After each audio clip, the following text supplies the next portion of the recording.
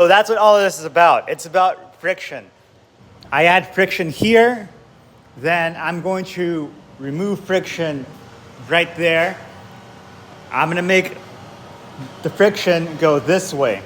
So it's not about retaliation, it's about friction. Because you gotta keep your things balanced out friction-wise. If I'm standing here, I would rather give myself a reason to, hey, it's time to get my car serviced, right? Versus, hey, I'm gonna look that way. I'm giving myself a reason to look at the piece of paper.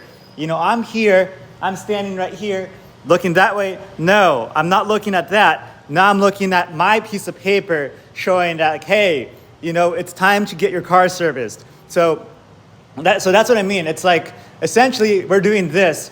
This is the object we don't want to fixate on, right? We move stuff, we don't touch the object. We clutter the object around it.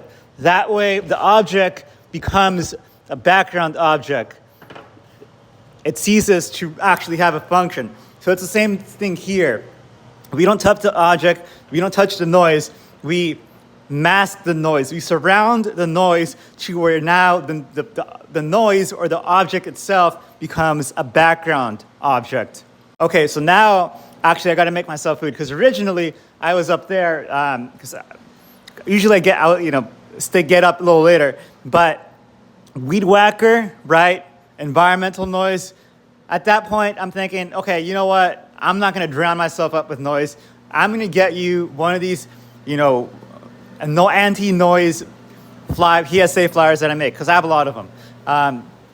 So I get up, I bring it down to the downstairs, and I notice a paper. So this started literally because a landscaper is using gasoline weed whackers rather than an electric one. So that just shows how ignorant this community is and society is overall. We're not going to get into that, but I go down there, I come back in, okay, great. Noise problem solved, not solved, but dealt with in some kind of way.